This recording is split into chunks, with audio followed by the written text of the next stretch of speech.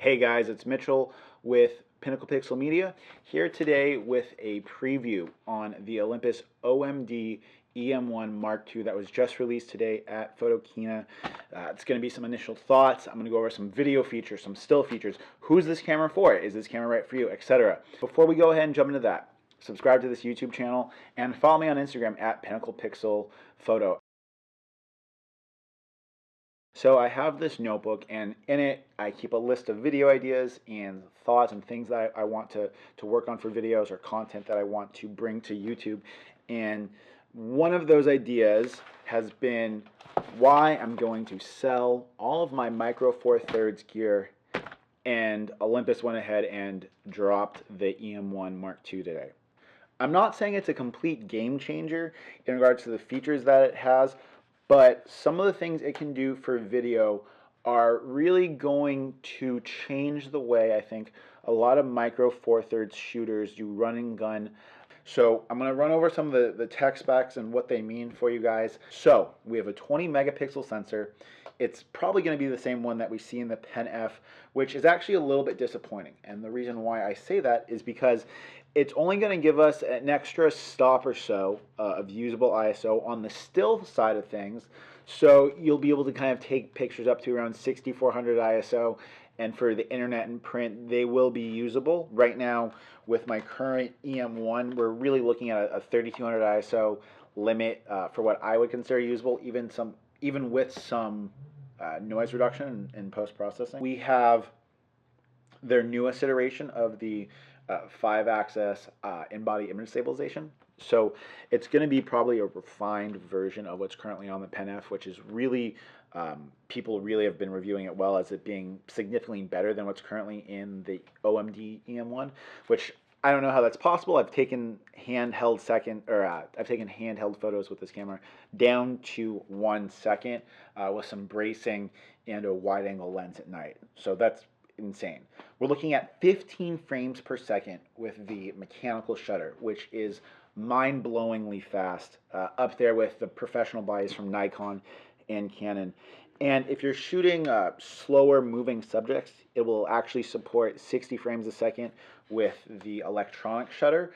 At that point, you're pretty much shooting video. It's almost excessive, but it is there and it is available to you. You're looking at 4K cinema video at 30 frames a second, and it's got at 24 frames a second, you're looking at 237 megabits per second, which is a pretty good bit rate for 4K. It hopefully will have better footage than what we've seen on Olympus's previous attempts.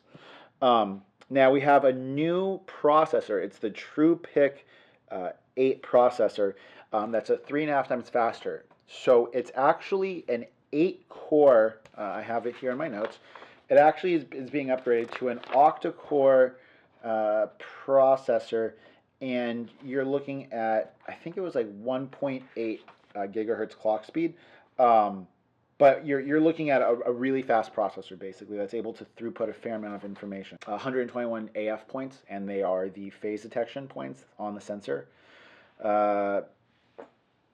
50 megapixel high-res shooting mode. To me, that'll be impressive if you can do that with a raw image. Otherwise, I don't really care because I don't shoot JPEG.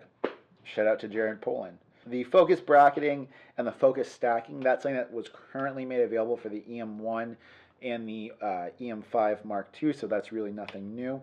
It has a fully articulating screen, so for all of those selfie people that do YouTube, it's now going to have the GH4 style screen, which is really, really nice. It goes down to ISO 64, which is what this currently goes to with the new update. The ISO low on here, I believe, is around 100 or something like that. It might go a little bit lower, but that's not really that big of a deal to me. It's going to have a new battery, so all of the batteries that you've had up to this point for your Olympus cameras aren't going to be compatible anymore. The good thing is that it is 37% higher capacity than the battery that's currently in this.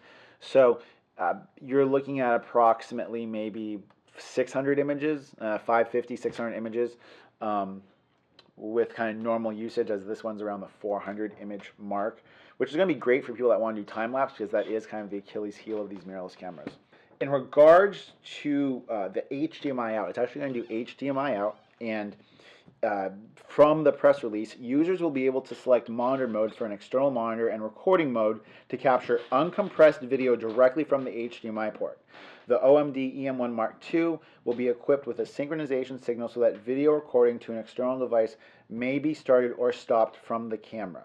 A 4:2:2 external output will be provided to meet a wider color correction range. Really, this is kind of Olympus saying we're going to try to take on the GH4. We're going to create a camera that is as competent with stills as it is with video. Because right now, if you're a micro four thirds shooter and you want the SLR style body, if you shoot video or you primarily shoot video, you're probably going to be using the GH4, and if you shoot stills, you're probably going to be using the Olympus.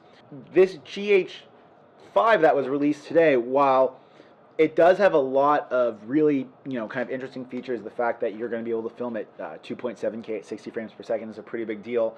But the lack of in-body image stabilization, when we've seen Panasonic implement it on other cameras, kind of leaves me wondering why, if you didn't need some of the higher resolution modes or the higher frame rates, why you would go with the GH5 over the E-M1 Mark II, especially because you're going to have a whole new level of hand-hold ability in 4K footage for a couple of reasons. One, the 5-axis in-body image stabilization is fantastic on the Olympus cameras.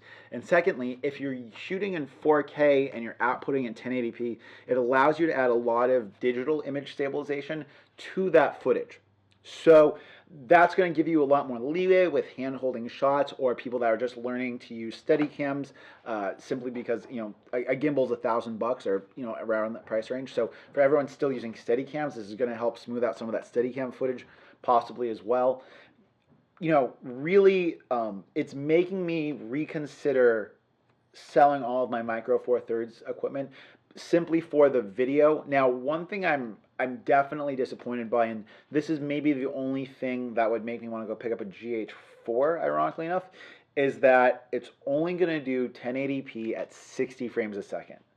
And that's currently what my Nikon does. So I'm not really given a reason outside of shooting 4K, which for most of my stuff, I'm shooting in 1080p to process that anyway, just for workflow. YouTube, if you're watching this on a handheld device, it doesn't really matter yet.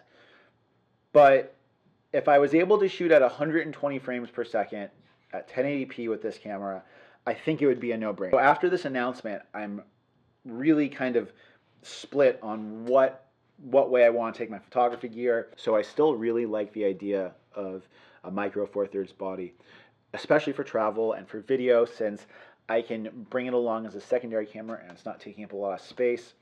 For video, the lens selection that I have with Micro Four Thirds is fantastic, and having 4K plus in-body image stabilization, I think, is going to be a really big improvement in the world of handheld cinematography. Leave your comments down below. Are you pre-ordering one? Should I pre-order one? Kind of give me some feedback on this. Should I sell all my Micro Four Thirds equipment? Should I sell my prime lenses? What should I do?